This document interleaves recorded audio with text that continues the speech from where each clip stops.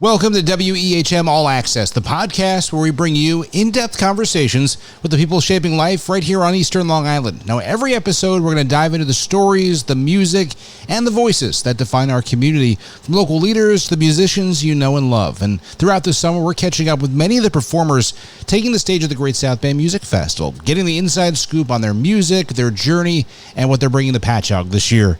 On this episode of WEHM All Access, we speak with Keenan Boyle from Soundswell. They're a Patchogue band that's been a part of the Great South Bay Music Festival for more than a decade. We get into how they formed, how their sound has evolved, and what they're bringing to the festival this year. Here's our conversation with Keenan Boyle from Soundswell on WEHM All Access. It is EHM All Access as we get ready for the Great South Bay Music Festival, and coming up on Saturday afternoon at the bandshell stage, kicking off, I guess, we've got a whole bunch of different performers, but coming up at 5:50, Soundswell will be performing, and these guys have been around Long Island for a bit, incredibly talented. And how many years, we're chatting with Keenan Boyle. Keenan, how many years have you guys played this festival? I believe 12. I think we're the longest running band at that festival. That's pretty. That's an accomplishment, and it's so great to see you guys grow and still be together after all these years. When did you guys? Take us back a little bit. When did the band form? It was the summer of Linsanity. You remember? Of course, that was Jeremy the best. Lin? That was the best Knicks thing in a very long time until this year. So yes, I remember. Exactly. I remember. Yeah, so that's when we all got together. And, we were surfing and listening to music around Patchogue and trying to kind of keep the vibe going. We're all artists and musicians and trying to, keep the vibe alive on Long Island. So figured rather than just be a cover band like so many others, we wanted to do original stuff. So all this time, surprisingly, we have not succumbed to the pressures of doing covers, even though occasionally we'll throw one in. Well, very happy to hear that. And you guys have been doing great for years. So where were you initially from? I'm from Sable personally, but the band is based out of Patchogue generally. We're once a month at Blue Point Brewery. We do Bratstock, if you ever heard of that music festival. Of course, yeah. You guys are all over, and it's nice to see. You're one of the, you guys are very busy, it seems like, doing a whole bunch of things. And like you said, so many years at the Great South Bay Music Festival. How has the festival changed for you guys over the years since you first started and now as you head into your performance coming up this weekend? I would say we've added a lot more to it. The show has gotten progressively more. I guess our songs have gotten more intricate. We've all of us contribute to the writing process, and it's really become kind of a group effort to turn it into something that has all different influences, right? So we've got bluegrass, blues, reggae, rock, jazz. Everything's infused. Well, you guys sound great, and I can't wait to check you out on the bandshell stage coming up this weekend. And I guess take us, I'd imagine, just to confirm, where did the name come from for the band? How did you guys decide on that? That was our drummer, Michael O'Rourke. He just came up with it, I think, because we were all surfing at the time, like you said, and he was thinking about waves and ground swell and a swell of sound, right? We're at some point we were up to 9 pieces. Now we're down to a trimmed seven-piece band, which still a lot, and we have a lot of sound.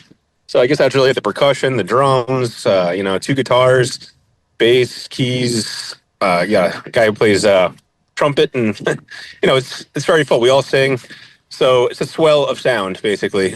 That makes sense, and of course, you surfed as well. How do you guys work on new music together? Are you still writing? How's that coming together? Yeah, we have a space that we come together, and we start with a couple open jams, and then we all kind of decide. We write down on a board like, "Hey, what do you guys want to work on tonight?" And we take turns. It's kind of like a round robin, like, "Hey, we'll work on one of your songs today, one of your songs," and then when I say your songs, they all become a Soundswell song Nice. Over time. What's the biggest musical influence you think that you all kind of share that kind of bonded you together as a band? I shouldn't say all, but I would definitely say Fish, Grateful Dead, My Morning Jacket, and Government Mule are 2 big bands coming to Great South Bay that we're big fans of.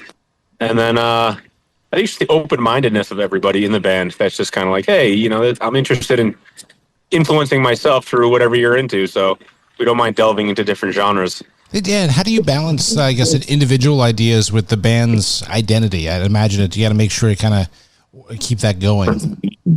Yeah, exactly. We don't want it to turn into just, if one person just starts contributing too much, maybe it naturally takes a a push in the other direction. Where people kind of gravitate toward differentiation in this band. So you play one song and you have no idea what you're going to hear in the next song because it's not going to line up. It's not going to just be a pigeonholed or pegged into one category. So I think we intentionally do that. If it becomes a little too singer-songwriter, we'll throw in a deep, crazy, funky jam to mix it up. What's your going into the festival? It's a different type of performance versus performing at a bar or say you're at the Blue Point Brewery. What's your mindset going into the festival versus that? What's different about this? Music festivals are a big moment of the year, right? So it's well promoted. There's a lot of people there, a lot of potential new fans, and the energy's super high. We're playing right before Ernie Band, which is our friends of ours, and by that point, we've already seen a few other bands that day, so we're all inspired. And I gotta say, it's one of the coolest things we've ever done, and now here we are, all these years later, still doing it. So it's pretty great. Thanks to Jim Faith. Yeah, definitely. And you guys I can't believe you've done it for this long. Is there a certain year that sticks out to you that's more memorable than other years, or? There was a couple of years we were on the main stage, and as much of it was a hassle to do that. Plus it was earlier in the day.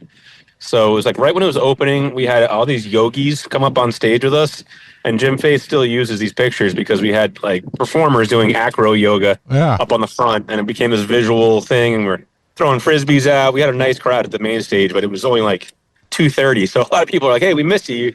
We couldn't even get in soon enough." So we like playing later on the band shell stage. It's actually better for us. What a creative way to do it, though. Where did that idea come from? Was it all? Are you guys all in that mindset? Yeah, I was doing a lot of stand-up paddle yoga at the time. I'm a surfer myself, and I had a stand-up paddle business. So we got to know these people, and it kind of became this thing. We always talk about, should we coordinate outfits? Should we have some kind of a theme just to make it more of a visual?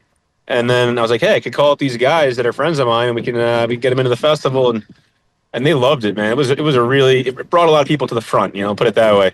No, to get closer to these people. That's really creative. Is there any? Because I'm curious, and that seems like one of the non-musical influences that kind of shape your sound. Because it seems like there's kind of a lifestyle, and that this sound and the energy you guys put together kind of fits that. Yeah, 100%. We're trying to. I guess having a brands like Bunger, if you're ever at a Bunger surf shop, or places like that where they're selling a lifestyle. Yeah, you can buy a surfboard anywhere, and same with music. You can listen to any music you want, but with Jack Johnson or G Love or these other people that invoke, or Donovan Frankenritter, you feel like you're at the beach when you listen to it, or you feel like you're part of the surf culture, and that's kind of what we're going for here, in my opinion. You're based out of Patchogue. How have you seen that scene grow over the past couple decades? Because it certainly has evolved and changed, and it's really cool to see so many different bands come out of there now. Yeah, so Patchogue is pretty amazing right now. They had a renaissance when we first started, but it's still going strong. There's still a lot of artists and a lot of support for arts. So we're riding that wave, literally almost, because it's it is a wave of people, moving through that place. But I feel like we picked off a percentage of the really cool people, and we stick with it. And, just because there's these huge party bar scenes and fist pumping DJs doesn't mean that there isn't equally a push toward live music and, chill vibes and good beer. How old were I'm curious, just your journey a little bit. How old were you when you first started to get into music, and what did you kind of grow up around listening to in your family? Kind of what piqued your ears to kind of be the foundation of where you are as a band today? So I'd say we all kind of get together on Genesis was an influence back then. It's kind of funny, but not that we play music that's like Genesis, but that has it's a common thread. Yeah, that's funny. At the same time you grew up, yeah. Yeah, exactly. So I grew up on Michael Jackson, to be honest, or my favorite bands became REM, and we were all kind of counterculture type people, I guess you could say. Yeah. And that kind of led to us wanting to be a counterculture band. We never wanted to fit in the molds. We never wanted to just be a Grateful Dead cover band, and that's what we've avoided all this time. And I think it's paying off in a way. We're never going to quit our day jobs and go on tour because we all have we have teachers, and I'm an oyster farmer, as you can see behind me. At the oyster farm. Well, yes, I want to bet you're on a boat right now, which seems kind of cool. A beautiful day for it, my goodness. But you're working. Yeah, I'm out here. It's a pretty sweet job on a nice day like today. Kind of in the shade and wind block right here. But I'll be shucking oysters at different events, and that kind of goes along with the theme too. I'm an oyster farmer, shucker, but I also play music. I'm a shucking and plucking, I like to say. So it all ties in when I'm at, a place that does oysters and music. How did you get involved with oysters? Was it a family thing, or how did you? Yeah, my dad was a clammer. His dad was a clammer. I never thought I'd make a living on the bay because there are not enough clams out here really to make it happen. But yeah, I was able to get my own lease out here, and I've been kind of grinding ever since. And it's starting to work out. It's actually a pretty sweet gig to be on a boat and or be at a party. Certainly not bad at all. Coming up Saturday at the Great South Bay Music Festival, we're chatting with Keenan from the band Soundswell. How have you? I guess there's so many different. I think you mentioned 9 and now down to 7. What's it like to kind of collaborate with such a large group, and also, in a way, give people a chance to work on their own projects too? Exactly. So we do have a decent amount of people that are in other bands or have solo. Steve Mall does his solo stuff. He's our kind of front man singer. I guess the collaborative part is just the fact that we all are equal partners. We each have an even amount. There's no leader in our band specifically. We pass the mic around to whoever really wants it. So it's a lot of that. Like if somebody says, "Hey, I want to play this song," and we're on stage, we don't deliberate. We just say, "All right, we're going to play that song because that one person wants to play it." So I think that's really what it is. It's just kind of giving it up to each other and trusting each other to be making good decisions. We don't really question each other. We're like brothers, all brothers. That makes a lot of sense. Soundswell on the stage at the Great South Bay Music Festival coming up this weekend.